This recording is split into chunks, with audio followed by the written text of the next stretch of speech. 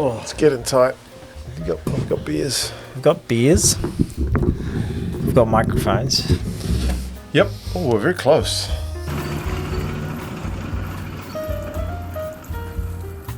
A little bit. How did we do that? Don't know. A little bit. You know, when you're on screen, one of the things I learned from my time in television, you're meant to put people together closer. You know, when you see people like talking in a drama or whatever. They're actually remarkably close. Yeah, they're really close, because if you stand like a normal distance of like two and a half meters away from someone, It looks like miles. Looks like fucking donkeys. Something about the effects of the camera do that. Like I noticed Well, when it's just a long way. maybe. Yeah. I noticed when I was vlogging in China, I would be looking at stuff and I'd be like, that looks really close to me, but you look at the camera, you can barely see it. There's a gondola over there, I can see it, but then on the camera, it I'm like, looks really great. It's itty bitty. Yeah, it's like the moon. And you have to be like, Motherfuck! I hope that's not the first 30 seconds. oh, cripes. Use the vivid. Use the vivid. Oh, you got a lighter right there. That's Very like, vivid. I passed that lighter. Must be one of the lids. Yeah, how very vivid of you. Yeah. These are the perfect. Lighters are perfect for opening beer bottles. Well, Bic lighters are. Yeah, they are. These Bic lighters. Bic's an international brand, isn't it? They don't have them in China. China. They don't have them in China. China uses these cheap, like, also plastic, but very thin plastic ones that sometimes you're like, I got a lot of food on my hand. Yeah. Oh, geez Louise. So I find this as easy as using a normal bottle opener. I really do. Yeah, if not easier. So just a little technique. This is almost guaranteed I'm going to fuck it up. Yeah, this is true. You grab said Remember that hand. time when you were like, something, this is really hard, and then I said this a lot. I was speaking of bottle openers, it was a bottle opener I said doesn't work. I said it was That's just right. tricky, and then you went, boom. Yeah. Anyway. It's one of the greatest moments of my life. Yeah, there it is, Homer. the wittiest thing you'll ever say. And nobody's around to hear it. No. So you get your left hand, wrap it around the neck of said beer and your stubby, and you create. Then you get your lighter and you wedge it in there, and then you got a little bit of leverage there, and then My former right boss, when I worked at the Auckland High Court, taught me how to do that. Yeah. Because one of my mates from high school gifted me a key ring once, which was also a bottle opener. Yes. And my boss at the High Court, who was a very large gay Samoan man, Yeah, fantastic. he saw that key ring and almost he was like, that's too gay even for me. Like, you need to learn how to open a bottle like a man. So he just showed me how to do it with a lighter. The first time I did it, I remember cutting my fingers on like the teethy part of the bottle. But It's like anything. It's difficult until you know how to do it. and then it's like, why easy. did I just always do that? Why? I've wasted so much time. Yeah. I've wasted my life not opening Bottles the proper way. But look, this is another week. Another week. We do feel closer this week, don't we? It feels close. You guys okay with that? Live with it. This is a rugby podcast called 2 cents gets distracted and sits close together. And it's a rugby podcast. It is. I'm trying to get away from you. There will be timestamps to the stuff if you want to skip the rambling, but some people like the rambling. Some people like the rambling. We are here on a Monday, but we saw each other on a Saturday. We did. We grieved together. We watched the Super Rugby grand final. We're only saying that because we're just saying that's what we did, but I feel like I've seen you more recently than I usually do. This is true because you literally have. That's how that works.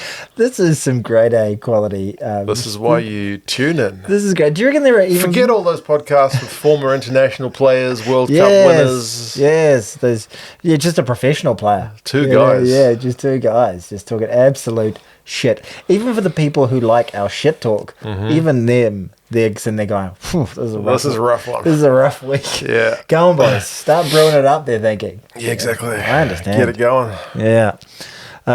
Anything of note happened to you this week?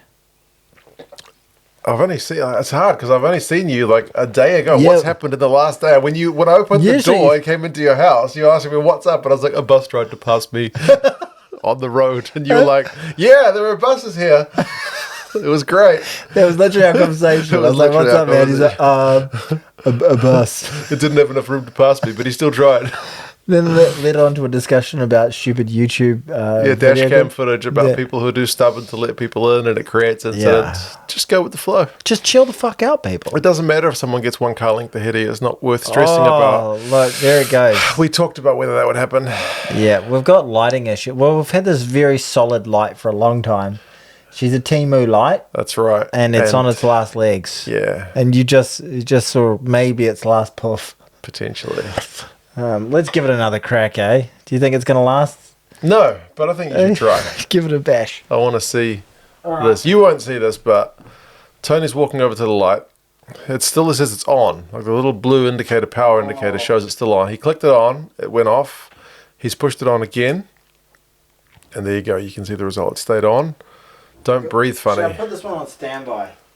You could just turn it on now if you wanted to save the hassle of having to get up again. Guess so. He has another light.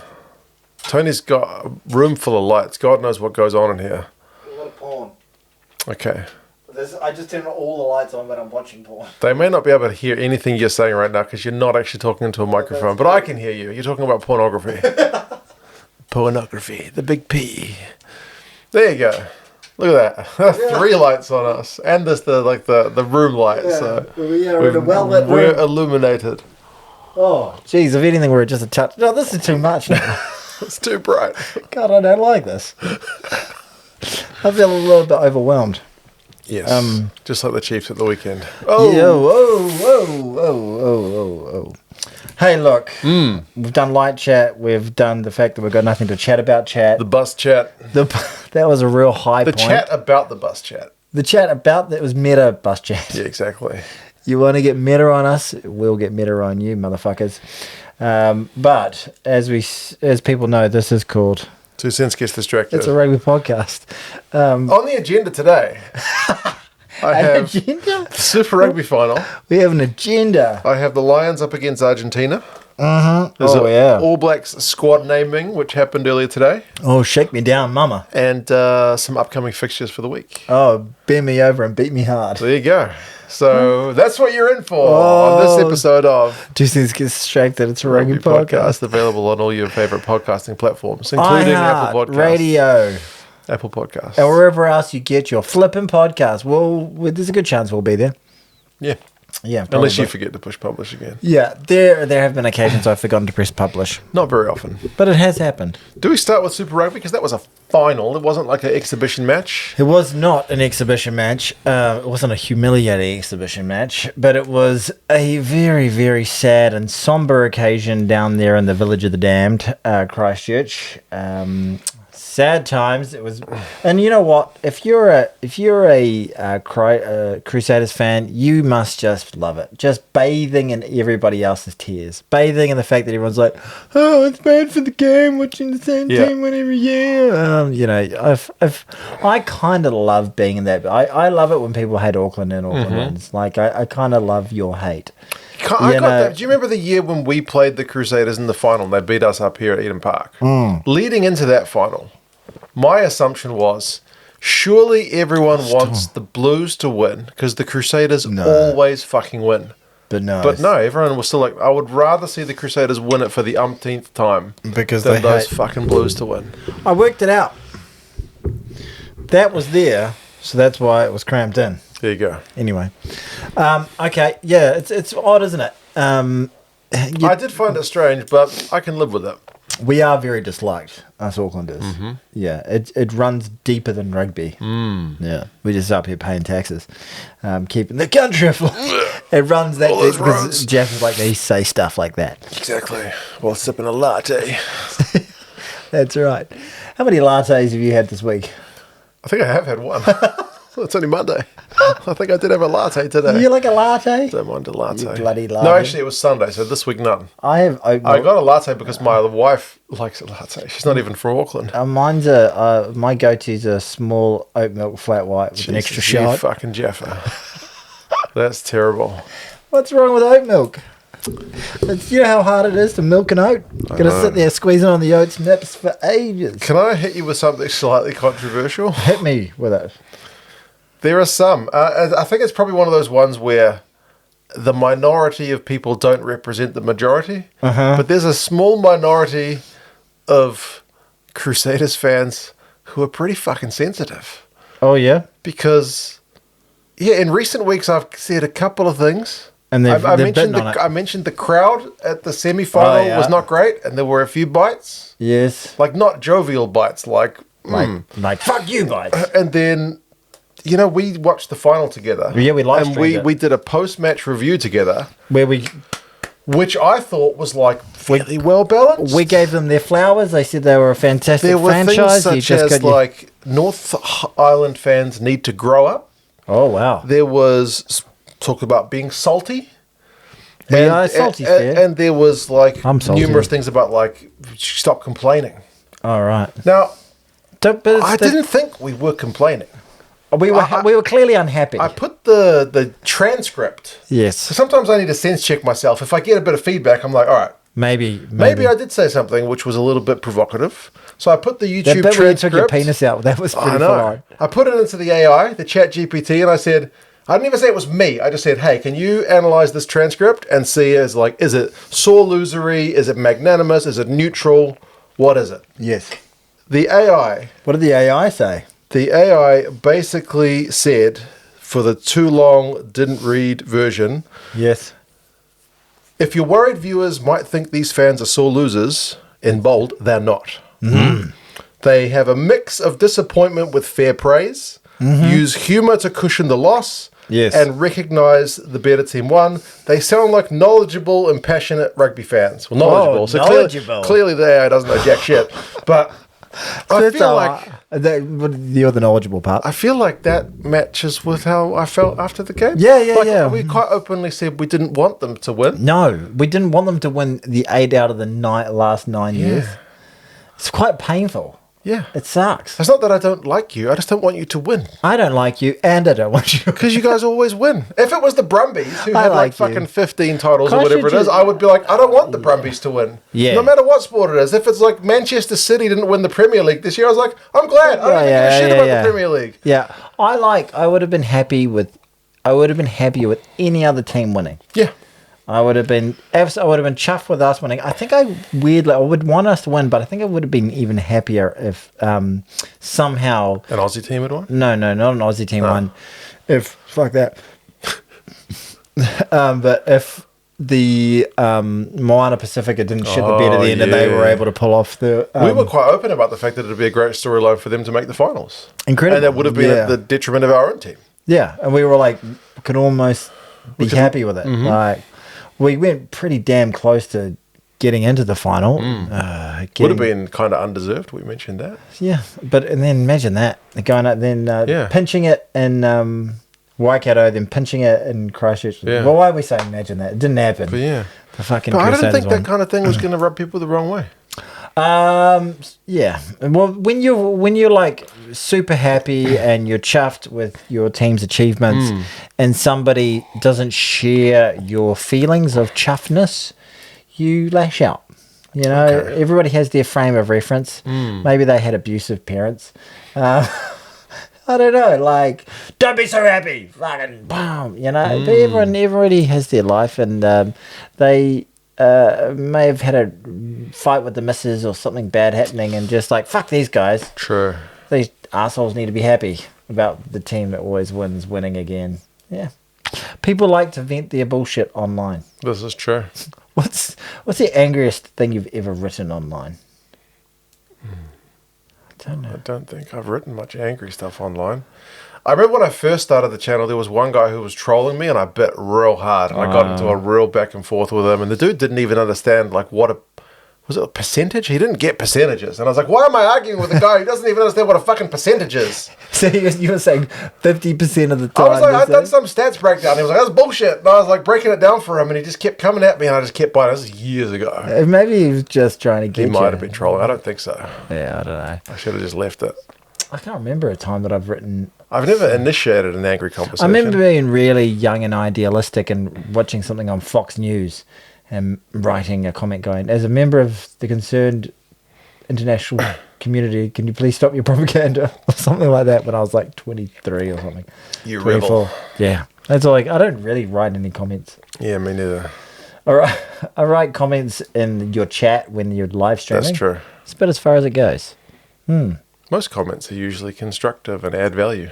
Uh, I just didn't think North Islanders need to grow up. Anyway, let's talk about the rugby. I didn't think that was very. I didn't think that was very nice. No, I'm a grown-up boy. exactly. I'm 40 years old. 41, motherfucker. Well, anyway. As we said at the time, the Crusaders deserved to win that They final. sure did. Hats off to them. They did incredibly Someone well. did ask, why am I not in the Crusaders gear? And I was like, well, I'm at Tony's house. I didn't bring my wardrobe. I didn't bring like 3 kits in case, like, You know, do bring your lingerie usually when you come true. over. This is true. But I'm in the Crusaders kit today, belatedly. So there you go.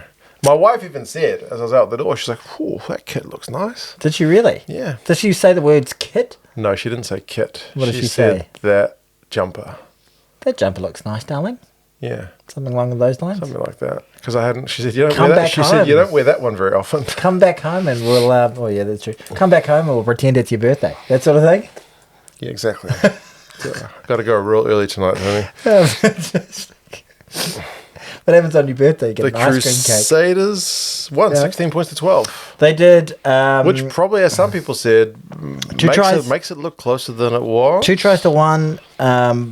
The Chiefs out-tried them, but I've always felt like the Crusaders were the better team, better defense, more composed in the pressure moments, much more dominant at scrum time, looked more desperate throughout and desperate on defense. 50-50 plays, they were getting them. They did the loose ball, especially that last 10 minutes where it was still all on the line.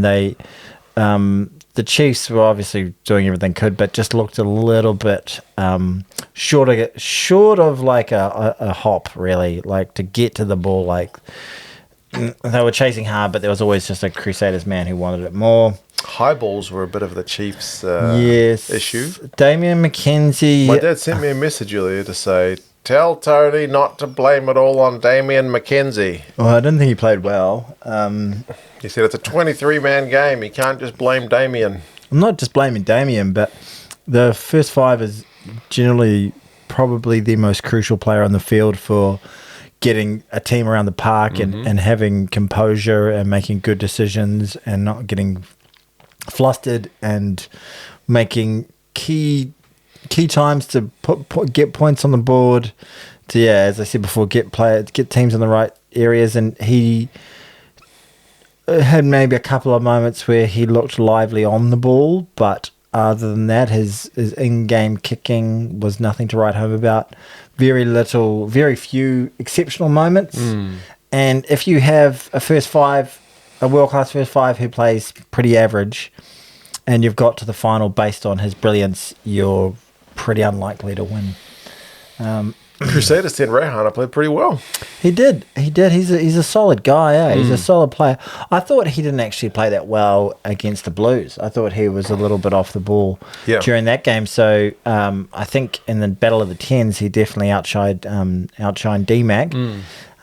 Does D-Mac have a bottling issue? Does he bottle it in the big games? He's getting a bit of a reputation for it, eh? Like he's great when it's front foot, the pressure's off a little bit, and he's able just to show flat us. track bully, you reckon?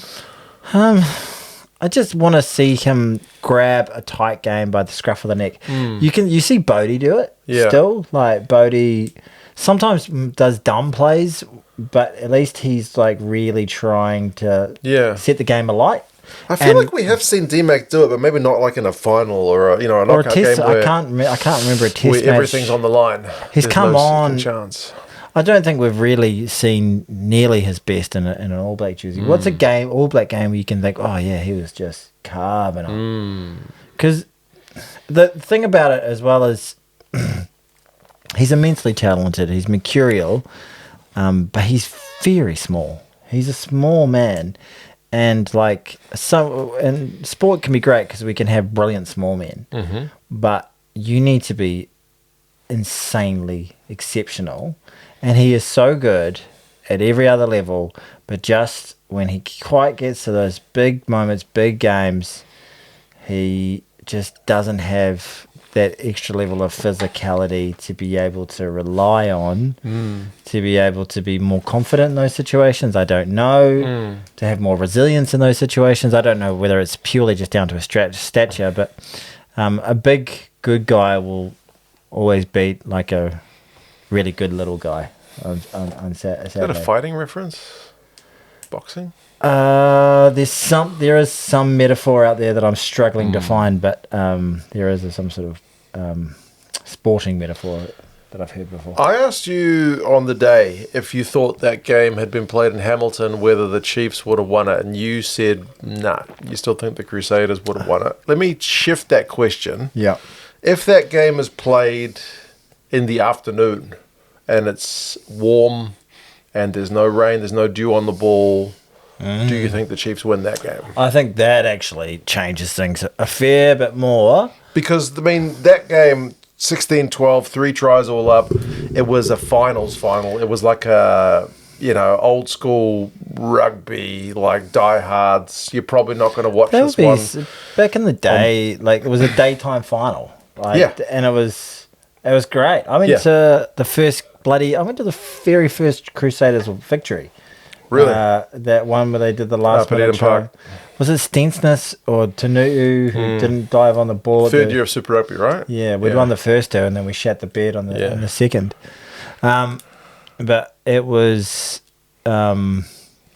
it's awesome going to this real carnival event, it's all building up throughout the day, and then it's late after, what, at 3 o'clock, something like that, 2-3 o'clock, it was awesome, and not so much dew on the ball, and the Crusaders are like, oh, we love the wet weather, cold stuff, and it's like, oh yay, and it's sucks. It's not great conditions to watch running rugby. Like, what kind of way I watch watching NPC and watching even first 15 footy, because it's all daytime stuff. Well, someone mentioned, why do we play this, showpiece game down in Christchurch in fucking miserable conditions at the start of the night? But it's basically because of the broadcast. Yeah, it sucks. It's like they want it to be a better broadcast zone for other parts of the world, but you'd get better rugby if you played it just a wee bit earlier in the day. Yeah, 100%. Like those old finals with Joely Vinderi and a Ronnie Clark and Zinzembrook and stuff like that during the day, they were some immense games. They really, really were. Does it change this game? I think the Crusaders still win it. I think just the mentality and belief in themselves and ability to back that belief up with performance after performance after performance. 30 motherfucking 31, 32 now? 32 now. 30 fucking 2 finals victories in a row in Christchurch. It's tough stuff. It would have been a better game. It would have been a better game. It wasn't a fantastic watch. It was an arm wrestle. It was an intense game, but it wasn't like... Yeah. I can say it's not 2015. Fletcher Newell injured now. Is he? Is it? I thought he's injured himself. Is he? I thought he was all right. Jacobson's injured. Oh, yeah. I felt very sad for Clayton McMillan. 3 finals in a row, not been able to get the chocolates. That's brutal, isn't it? Yeah, sucks. I didn't mind it last year. 2 in a row. Hard luck, mate. 3 in a row. Ooh. 3 in a row is a bit rough. 2 of them against the Crusaders. Yeah. One of them at home. That's the one they needed to win. Yeah. And they probably shouldn't have let this final be played down in Christchurch, to be honest, by losing to us. Yeah, that was bad. So, to be fair, the Chiefs good all season, but in the finals, bar in the Brumbies game, not that good. Yeah. They're post-season. Some teams are like that. Like regular season side, fucking really good. Come to the knockout stages when the pressure's on. Not as good. I think the Blues looked better in the postseason. If anything, yeah. Blues look to have more of that big game mentality because 2 playoff games and we look good in both of them. So. We did. Crusaders, I reiterate the point. I didn't want you to win. You won. Congratulations. But you won it's fair incredible. and square. And a great story for Rob Penny. Yeah, fantastic. Because that guy was crucified last year. Well, we crucified him. Well, the team was playing shit. They had injuries, but... You take over from a team that's won 7 in a row and you don't make the finals. It's pretty clear. That's a story. And it's a pretty clear line to go, oh, the coach must be shit. You know, he's Especially seeing he's been shit with the Waratahs prior to that. And yeah. so it's not the first time he had a shitty coaching gig, but no, they did did well. And they held on to him. Yeah, Yeah, I thought it was lucky. Credit to the organisation for sticking with him. They didn't pull the trigger and break his contract or anything. Gee, you did this on the live stream as well. You fucking got... I'm trying to do it over the thing, but then somehow... You got all over your pants now. This is becoming a... It's embarrassing. Goodness gracious me. It's not what I signed up for when you suggested we start a podcast. Do you want to come around every week and watch me spill beer all over myself? All over my crotch. Exactly. Yeah. Hold on. Oh, Crusaders keep crusading on. They do. Congratulations. The Cody Taylor trial was pretty nice. Do you hear about... Sneaky wee... Oh, that was great. And that was like... The one moment they just switched off. The Chiefs bloody... They didn't play badly as a team, really. The Crusaders are just so in your face. The defense is just so impenetrable at sometimes, and they give you very little. Yeah. They're on the loose ball so quickly. They're very combative in the collision. Yep. I think they won the collision all night, and the scrum was too good, and their decision making and direction around the park from Rihanna better. So they win the game, and we cry into our beers. Bloody North Islanders. Bloody North Islanders. Grow up, you bastards. You took that quite personally, didn't you? It just felt weird. Because it was like, it was all, there had some preamble to it as well. Like, I've been holding on to this weird. Now, but now that the game's over, I can finally say it. And I was like, okay. All right. Did he say that? Something like that. Was it in our comments of our chat? The post-match review, yeah. All right. Sorry about that, mate. Shit happens. It does. Shit happened to the Lions as well. They got beaten. Oh, you know what? I thought that this was a really, marketing-wise, missed opportunity. You know why? Tell me. Battle of the Cats. Yeah, true. Pumas and the Lions. Yeah. Which pussy's going to win? You know. You've been waiting to use that line, haven't you? No. It just came to you? It did. A moment of inspiration? I've been waiting to talk about the cat stuff, but then I was like, this is a great time to drop a pussy line. There you go. There you go. The Pumas pussies beat the Lion pussies. Now, I have an issue to take with some people in the comments of this video as well. Fuck, you're in a vendetta. Yeah, I know. Some pussies in the comments. Because in my match review for this one, I mentioned that it was like a bit of a... All this podcast has become I know, just my chance to vent in the comments. I mentioned that it was a bit of an upset.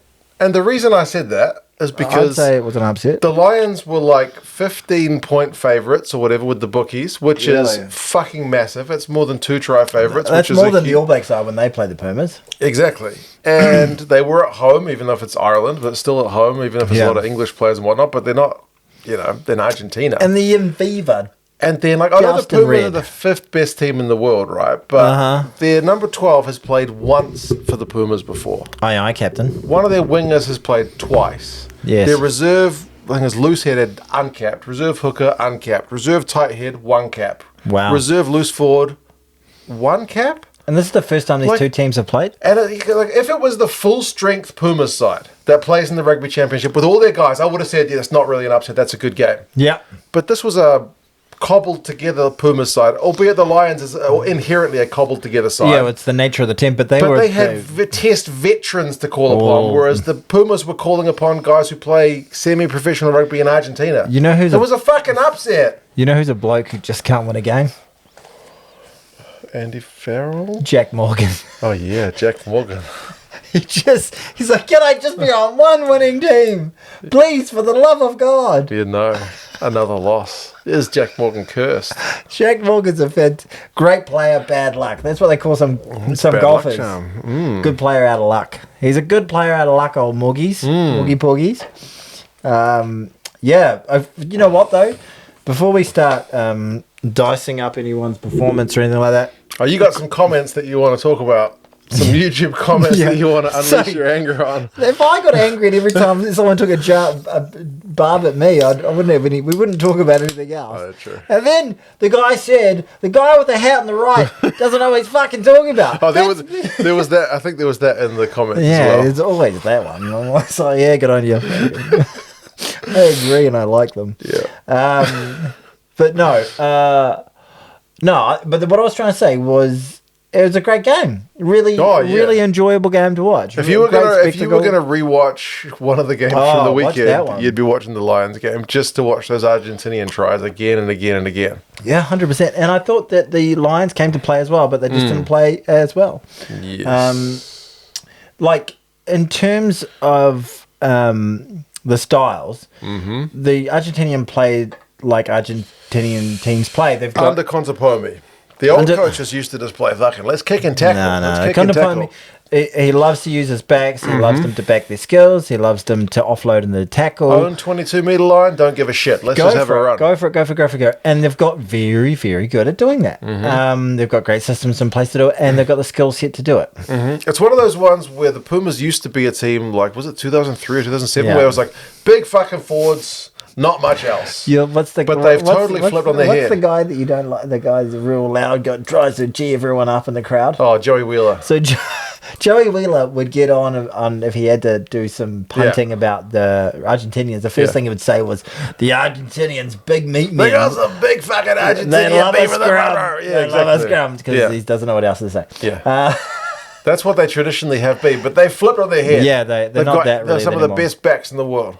But the strange thing to me was they were playing that Argentinian Contepomi brand, and the Lions said, "We can do that too." They offloaded a lot. They were offloading all over the place. It looked as though that must have come from Farrell because the amount that they were actually doing. They wanted to play expansive rugby. Yeah.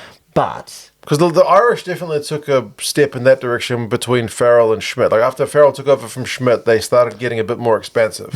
I think if the Lions played a little bit less festival rugby and more like this is a test match, we need to. This is a serious test match. This is a serious team we're playing, and kept it tight. They had dominance in the collision and had dominance in the forwards. Yeah, and if they kept it tighter, I think they'd win.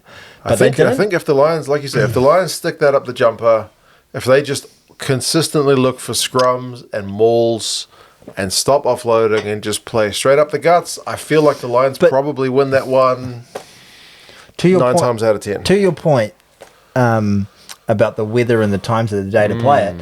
Played it like apparently it was the hottest day of the year. Yeah, people saying it was scorching.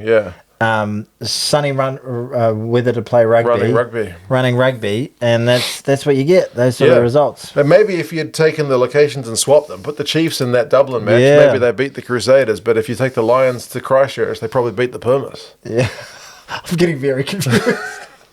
So if the Lions are in Christchurch playing the Chiefs in the Super Rugby final. How many world rankings points would they get? And then they beat the Pumas? What the fuck? Yeah. Okay. So you're saying you just swap both teams? They swap the locations. Imagine all the Lions fans turning up and going, "What the fuck are the Crusaders and the Chiefs here?" They're playing running rugby though. Great. Look at D-Mac. Look at him go. That guy's a once in a generation talent. Yeah.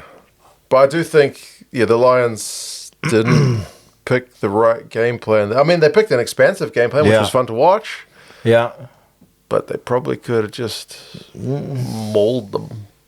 Yeah, they could have just mauled them. I thought they didn't play... I didn't even think they played badly. Like, the Argentinians played really fucking well. They only really... In the second half, the Argentinians didn't have many chances, but they scored that one scorcher through Cordero. Just amazing. Again, from their own half... Dink up the field, fake kick. Like, there was some fucking nice moments from the Pumas. Fucking Pumas, man. Pumas putting their hand up saying, "Come down, play a series in our bloody backyard." Yeah. You think you're good enough? Give us a shot, you big old red bastards. Yeah, or if they don't want to do that, they should at least play, the opening match should always be against the Pumas. Yeah. Every tour starts with a match against the Pumas. So this is game one of a 12-year series? Yeah, exactly. Different generations, generation after generation.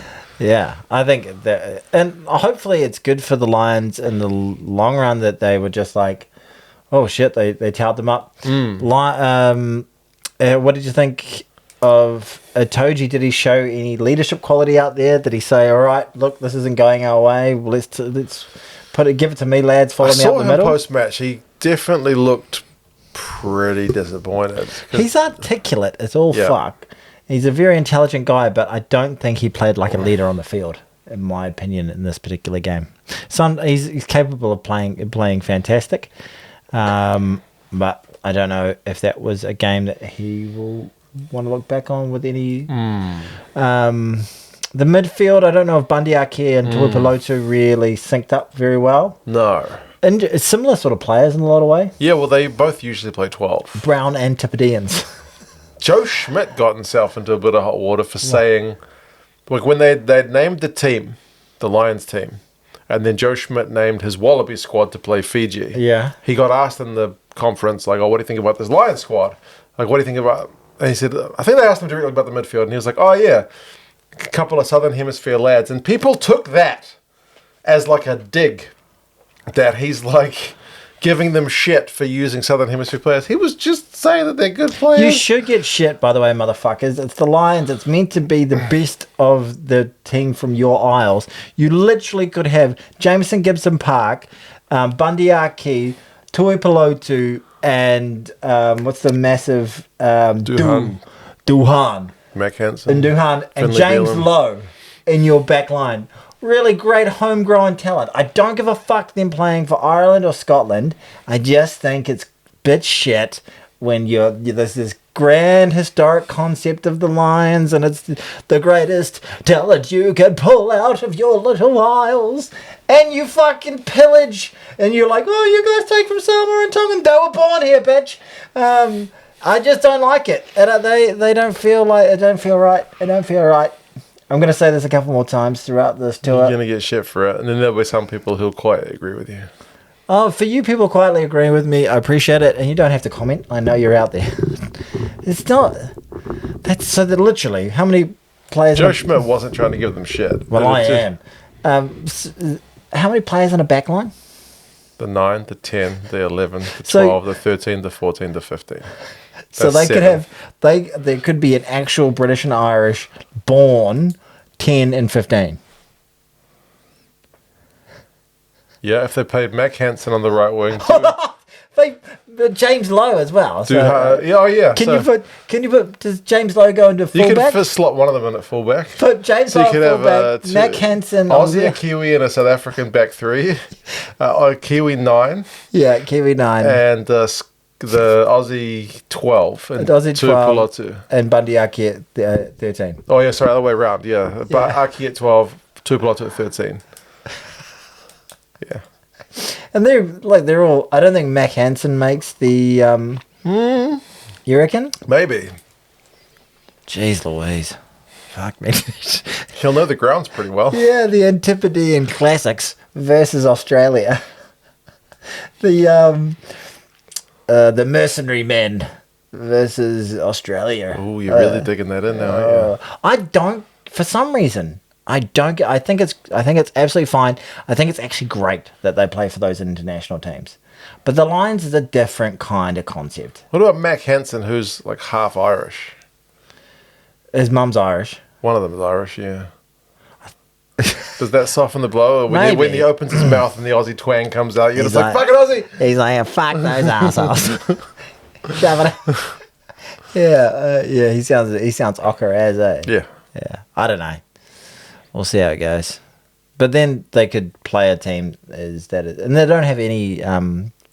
There any forwards that are from? Oh yeah, Beelum is an Aussie. Schoeman. The tight head prop, Schoeman, the loose head props are Safa. Yeah. Oh. Yep. What is your take? You're staying very quiet on my. I mean, if you listen to your gut, it doesn't feel that right, but it doesn't. I don't know, man. Like, we just picked Tavatavanawai for the All Blacks, and he's a Fijian. He's a He's a Fijian. He's a dead set Like, there name. are some who are like, like you said, the vast majority of the guys who people are like, oh, you guys steal Pacific talent. The vast majority either grew up here or were born here, because there's a lot of immigration from the Pacific Islands to New Zealand. Dead set. But like Sevu Reece and Tavatavanawai, like, if those guys weren't All Blacks, They should be playing for Fiji. They should be playing for You can Fiji. take Sevu if you like. yeah, Waisaki Naholo was a dead set Fijian. yeah. Rapini Thautha Nomboka, he never played for the All Blacks. Sidavini Sivavatu, Yep, Fijian. he was a dead set Fijian. A lot of Fijians we take. Yeah. But all like the Tongan and Islanders Most of them. are like Somebody Tokiaho came here at like 16 or something, which is like yeah. borderline. But he came here on like a school like tour. Come like, play for the his first 15. his school came to tour New Zealand or something, high school, and then the talent scouts were just like, he's pretty fucking good. How about we just billet you at the Stevens house for a year and you play for the Auckland Grammar first 15? Something like that. Yeah, that happens a lot. But that's the minority. It's not the majority. But yeah, we don't take them when they're already fully fledged. Oh, well, Sitiveni Sivavasu and all those guys didn't come across. They started their professional careers in New Zealand. Most of them. Yeah. But anyway. We're getting way distracted. Yeah, we really are. I just think the whole concept of the Lions, it just doesn't sit with me right for the Lions concept. Anyway. The Lions line out was a bit shit. The Lions line out. Yes. It was, wasn't it? It was kind of all over the shop, but their scrum looked nice. A line out, you can imagine like a team coming together, like new calls, all that new shit. Partnerships, locks and loosies and hookers all need to get together on the same page. Fantastic. I like the way you name some positions Rugby there. positions, because I'm knowledgeable. He's a knowledgeable rugby pundit. Would you reckon people... You know, when I was at the University of Auckland, I used to run the knowledge base. Yeah, it was my job for a while. I had the knowledge, and I was based. It's a call centre, isn't it? It was a call centre job, yes. Yeah. At least I wasn't answering the phones. I had a call centre job once. I've had 2 call centre jobs in my life. One was tele fundraising. Okay. Ringing people up during dinner saying, can you give us some money for this charity? Rough. I was fine with it. I liked it when people used to abuse me. I was like, yeah, fair enough. Yeah, I'm calling you during dinner. Yeah. And then I had another one where I was working for a travel insurance company, and people would ring me up when something, it was horrible actually, something fucking awful had happened to them. On their holiday. While they're on holiday, and they're the most stressed out they've ever been in their life. And then they've got this fucking super, like they've just gone, we've just been mugged. We don't know where our passports are. What should we do? And you go, and then you're like, and it's just me on the phone. I go, oh fuck, that's bad. Go to the police station and pay and claim, pay your expenses, and then claim it back. And claim it back. And they're like, is there anything else we should do? If you're injured, go to the hospital and pay and claim. Helpful. Yeah. Real helpful. Yeah. Not much fun. No, I don't like doing outbound calls. Yeah, that wasn't much fun at all. Yeah, at least that's inbound. Did I tell you? So I was pretty young, and this guy rang me up, and he was like, I was meant to be getting on a flight, and then he was like, so I've got this flight, I'm meant to be flying to somewhere in Asia, and he was like, but I've got a prolapsed rectum, and I was like, oh, okay.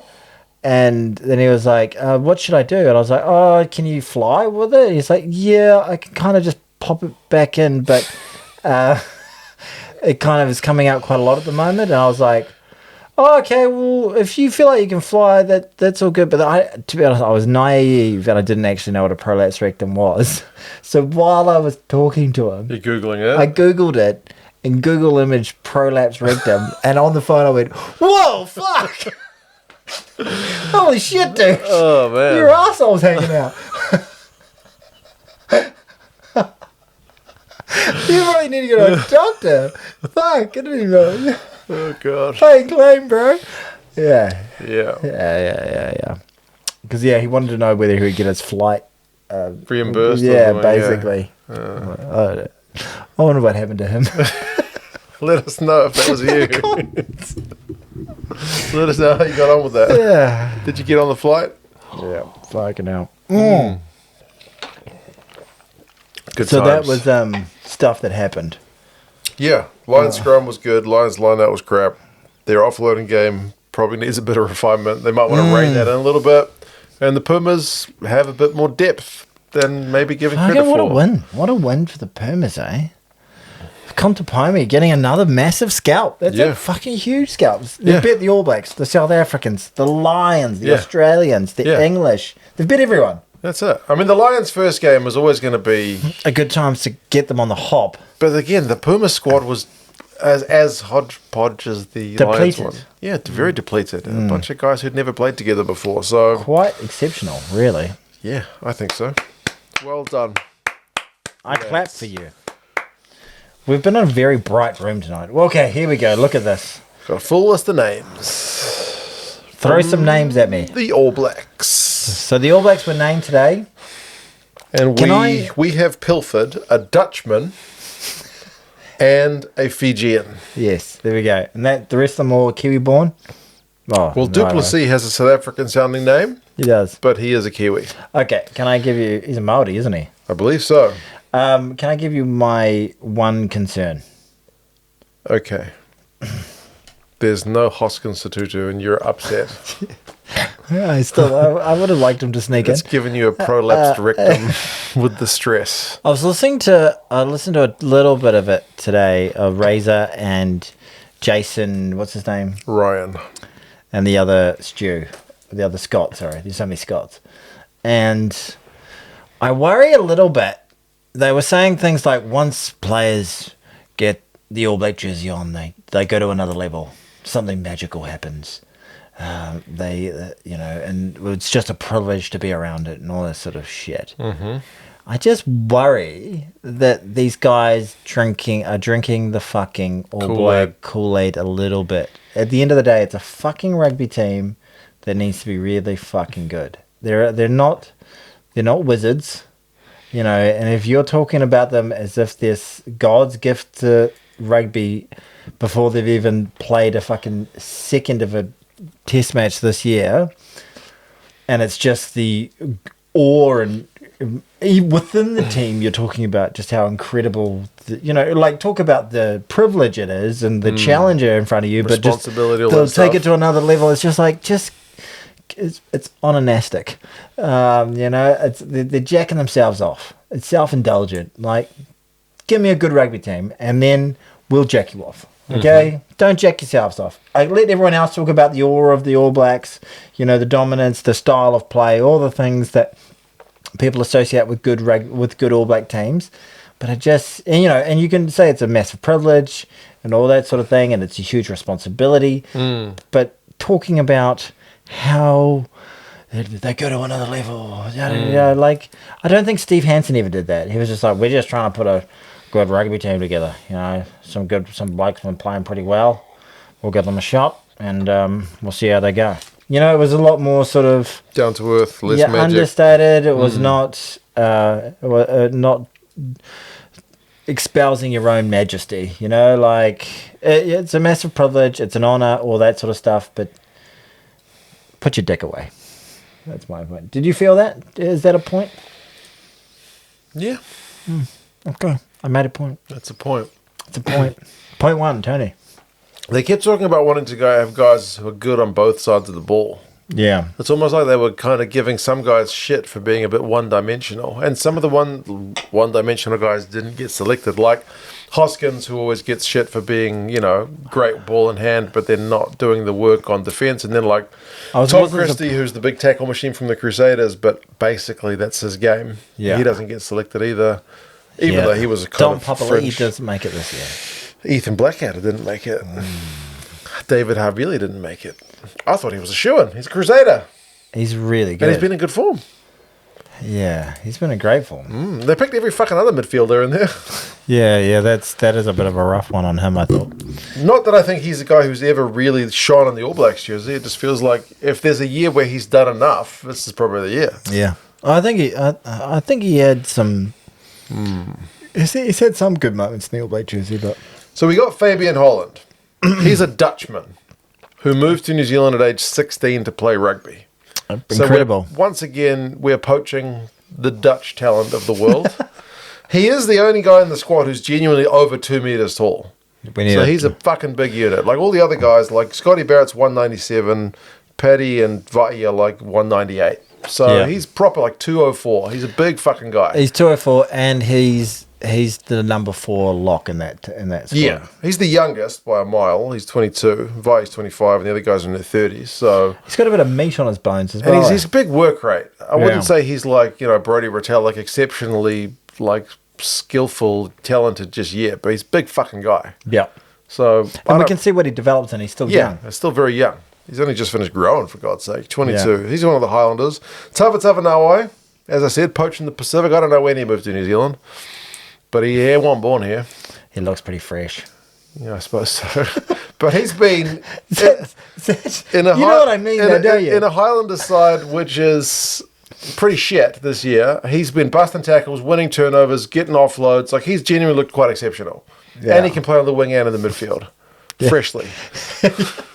Yeah, and he's got that work rate, doesn't he? He's 27, so for an All Blacks pick in the back, he's kind of young. Not young, old. I think that's the opposite of what you're saying. That's right. I just went for the wrong word entirely. Yeah. You must feel foolish. I do. I almost feel like I need to grow up. Yeah. Whoa, he's still, man, you should cop the amount of shit that I know. Yeah. God. Yeah, okay. Tava Nawai. You know who I'm most chuffed about? You are most chuffed about Duplessis Karifi because you've been talking him up all season. Have I? Yeah. One episode we were talking about two teams which were not the Hurricanes, and you were like, but how about Duplessis Karifi? That's how much he was on your mind. He's been just playing really fucking good all year. Yeah. He's just, the only thing that goes against him, he's not a big unit. He's not massive, He's not a big unit. So you can't just say, okay, we can throw him on at his impact and he's going to be able to shift some meat. And he's more or less a 7. He's an 80 whereas, you look at Jacobson can play 6, 7, 8. You look at Papali'i can play 6, 7, 8. Really bothering me. You look at Xavier can play 7 and 8. Karifi's a 7. He's basically the hard tackling, pilfering turnover machine. He's not. He could burn you on the fringes. Good pace off the mark. But the All Blacks tend to like utility guys in many positions, but he's one of the more specialised guys. And he's like, they said, this is one thing I agree with. They were saying he was like, he's just the guy who just kept on working. Yeah, they did say that. Yeah, he's been in the squad before. Yeah. He's never got a cap, but he might get it this time. Hopefully they give him a bloody cap, jeez. Yeah, especially with Jacobson not ready for the start of the French tour because he took a knock in the final, so... Yeah, Jacobson looked like a destroyed man in the end of the final, didn't he? So we got Karifi, Holland, Tava Nawai, then Ollie Norris, the Chiefs' loose head prop. I don't know too much about him. Big guy. He's like, say, my height, but he's a prop. So... Heavier than you. Definitely a bit heavier. He's a hooker. But he's a loose head prop. Oh, is he? He's younger, he's stronger, fitter. Better looking, but not taller. He's the same height. I looked at both your cocks. You know how I kept going on about how I met Bryn Gatland, or I saw Bryn Gatland and I was taller than him? Yeah. If I saw Ollie Norris, I wouldn't be able to say that about him because he's tall. Wow. Tall guy. And Brody McAllister's that thing on third hooker, the Chiefs hooker. That's the guy you're thinking of. So he kind of takes George Bell's spot as the third. I mean, he got Taukei'aho and Taylor, so realistically, he's probably looking at pretty sheltered game time if he gets any. You're running drills. Yeah, maybe. Maybe if we win the first 2 tests against France, he probably gets a crack in the third. You're running drills and you're getting a paycheck. Take a paycheck. Probably a pretty nice paycheck. Take a paycheck. I think our props look fucking good. Yeah. Like Tamaiti Williams and Fletcher Newell. I thought Bowers had a pretty good season. Bauer didn't make it. They kept to Groot. But Tamaiti Williams has been good. Yeah. Pasila Tossi's a big fucking enormous beast of a man. So it really helps to be big, doesn't it? Yeah, your big man beats your little man, right? So that's right. That's the thing. I mean, the halfbacks are the same. Roygaard, Ratzema and Hotham. D-Mac and Bodie are the 2 10s. Maybe Ruben Love as the utility guy, 23 jumper, if not D-Mac. Yeah, I pay Bodie at what have we fullback. got? Only 2 wingers, though. Yeah, so we've got Sevu and Clark. And everyone else is kind of like Tava Nawai can play wing. So Geordie can play wing. I think Rico we lose something not having Black Mamba. What's his name? Talia. He's going overseas. I'd like to see him in that team. But he's going overseas. I would like to see him in that team. So he's dead to them. Taking money. I feel a little bit uncomfortable with our wingers. Quinn Tupaia returns. Good to see him. Mm-hmm. I think he deserves it. He played very well all year. Yeah. So who goes to the wing? List. If not, like if one of those wingers goes down, who do you play on the wing? Do you put Jordan on the wing and play Bodie at fullback? Maybe they've done it before, haven't they? And you also at a pinch. There's a bunch of those guys in a pinch that can play. Rico Ioane. Rico for sure. Rico, that was arguably his best position. Ruben Love's played on the wing for the All Blacks in that one game he played. So Yeah, but I think it was against Japan. What's your order in terms of priority for the halfbacks? I think it's Roygaard, Ratsuma, Hotham in that order. Hotham's been playing really well. Hotham played fantastic in the final. Played much better than Ratama.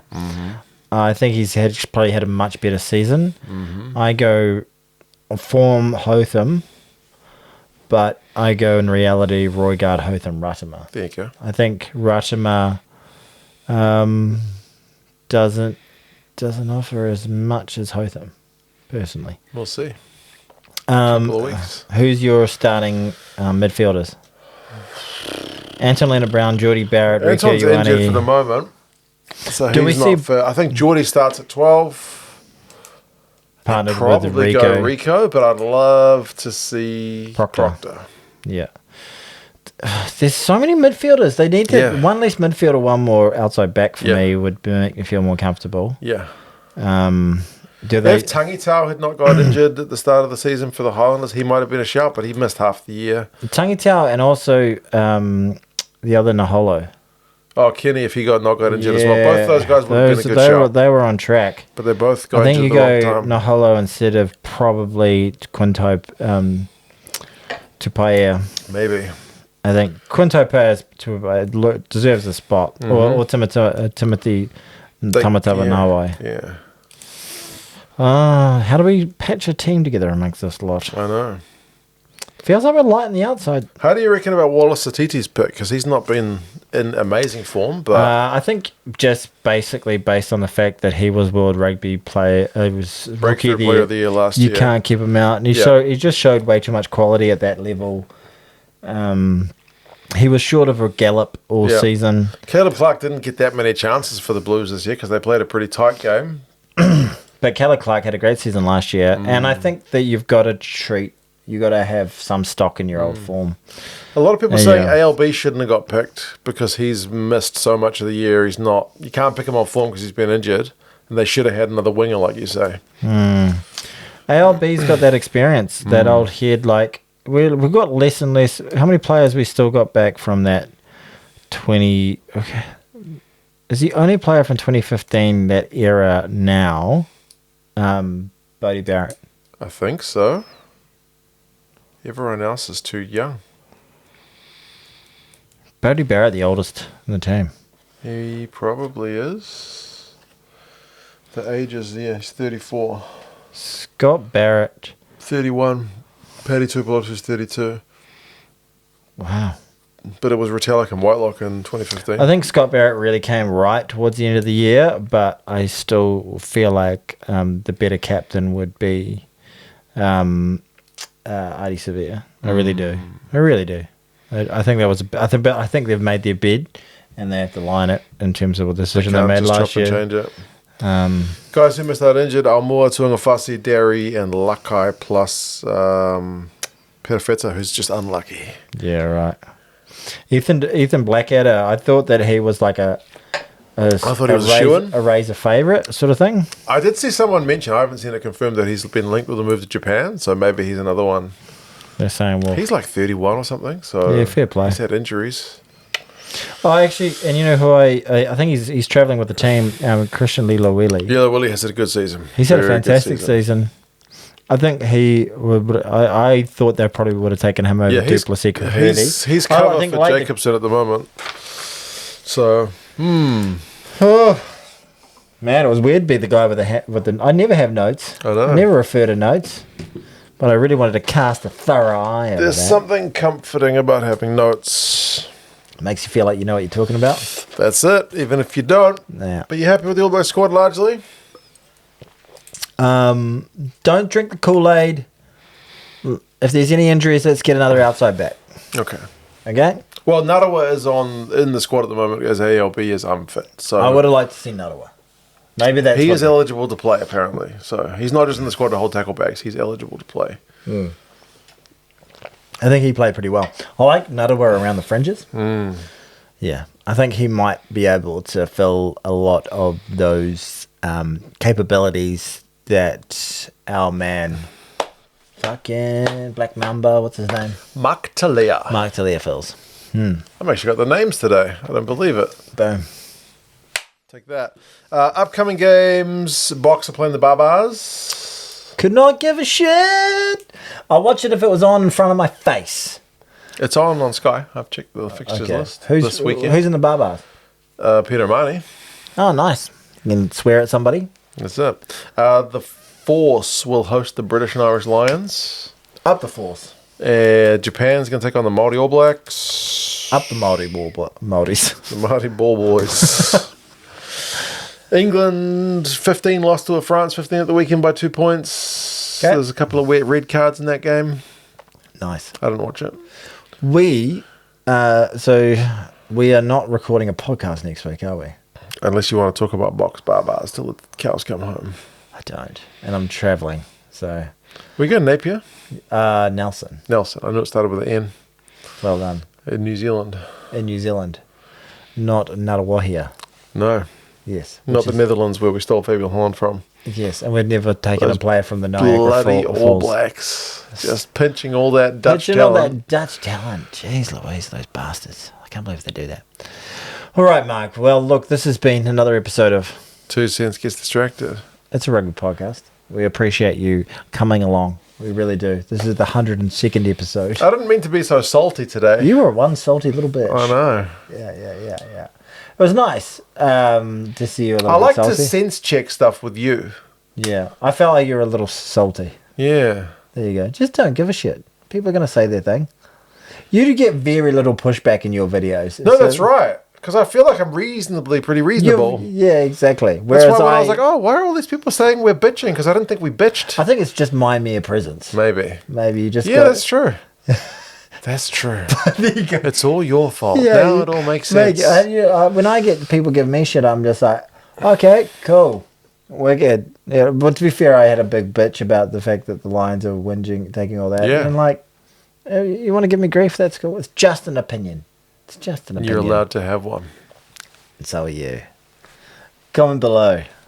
If you want to sponsor this podcast, we need a fucking sponsor. we haven't had one for weeks. I know. We're having to get our own beers. I know. It's ruthless. This could be yours. You could be part of this. Ooh la la. Magnificent production. We need to, because we've got, of the, say, the full pie of 100% of people who clicked on this video, we're dwindling around 12% of those people are still watching. So we probably need to mention it. At the start of the video. We turn around and go, welcome to 2 Cents Get Distracted, sponsor this podcast. Yes. But if you've got a small business or a large business Or a big cock. and would like to buy us some Or a small beers, cock. we only really take a nominal beer Or money no cock fee. at all. We'll take females. Goodness me. Don't worry about it. We'll buy our own beers. Do you think I just talked ourselves out of a sponsorship? Somebody was like, there was someone who was just about, someone was look writing down. out a big old check and then was like, there's too much cock and vagina talk here. Yeah, no. Sorry about that. I The bodily apologize. parts thing. If you want to make any comments to say that I will sponsor without any cock talk, probably can't do that either. Yeah, sorry about that. We can't guarantee that. Cock talk comes out quite a lot. Yes. This is 2 Cents Talks About Cock. A cock podcast. All right. All right, we're getting silly. All right, fantastic. Well done. All right, Hadia, thank you for watching. Take care, folks. Well Bye-bye. done, Crusaders. Bye.